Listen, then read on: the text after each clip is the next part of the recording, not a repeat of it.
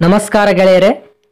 2025 February 1ನೇ ತಾರೀಕು ಕೇಂದ್ರ ಆರ್ಥಿಕ ಮಂತ್ರಿಯಾದ ನಿರ್ಮಲಾ ಸೀತಾರಾಮನ್ ಅವರು ಕೇಂದ್ರ ಸರ್ಕಾರದ 2025-2026ನೇ ಸಾಲಿನ ಬಜೆಟ್ ಮಂಡನೆ ಮಾಡುವುದರ ಮೂಲಕ ಸತತವಾಗಿ 8ನೇ ಬಾರಿ ಬಜೆಟ್ ಮಂಡಿಸಿದ ಮೊದಲ ಆರ್ಥಿಕ ಮಂತ್ರಿ ಮತ್ತು ಮೊದಲ ಮಹಿಳಾ ಸಚಿವೆ ಎಂಬ ಹಿರಿಮೆಗೆ ಪಾತ್ರರಾಗಿದ್ದಾರೆ.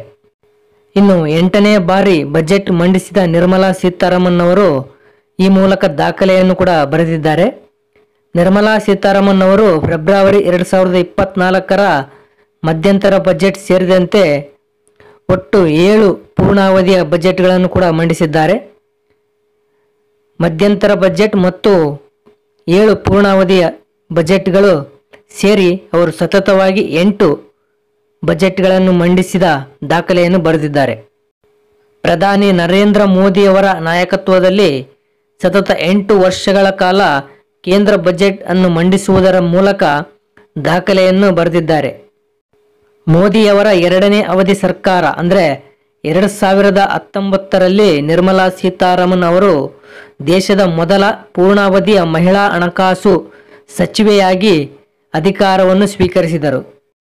2024ರಲ್ಲಿ 3ನೇ ಅವಧಿಗೆ ಅಧಿಕಾರಕ್ಕೆ ಬಂದ ಮೋದಿ ಸರ್ಕಾರದಲ್ಲಿ ಅವರು ಹಣಕಾಸು ಖಾತೆಯನ್ನು ತಮ್ಮಲ್ಲೇ ಉಳಿಸಿಕೊಂಡರು. ಸತತ 8ನೇ ಬಾರಿ ಬಜೆಟ್ ಮಂಡಿಸಿದ ನಿರ್ಮಲಾ ಸೀತಾರಾಮನ್ ಅವರು ಮಾಜಿ ಪ್ರಧಾನಿ ಮೊರಾರ್ಜಿ ದೇಸಾಯಿ ಅವರ ವಿವಿಧ ಅವಧಿಗಳಲ್ಲಿ ಮಂಡಿಸಿದ 10 ಬಜೆಟ್ಗಳ ದಾಖಲೆಗಳನ್ನು ಸೆರೆಗಟ್ಟಲು ಹತ್ತಿರದಲ್ಲಿದ್ದಾರೆ. ಮಾಜಿ ಪ್ರಧಾನಿ ಮೊರಾರ್ಜಿ ದೇಸಾಯಿ ಅವರು ಅತಿ ಹೆಚ್ಚು ಬಾರಿ ಬಜೆಟ್ ಮಂಡಿಸಿದ ದಾಖಲೆ ಹೊಂದಿದ್ದಾರೆ. ಅವರು ಒಟ್ಟು 10 ಬಾರಿ ಬಜೆಟ್ ಅನ್ನು ಮಂಡಿಸಿದ್ದರು.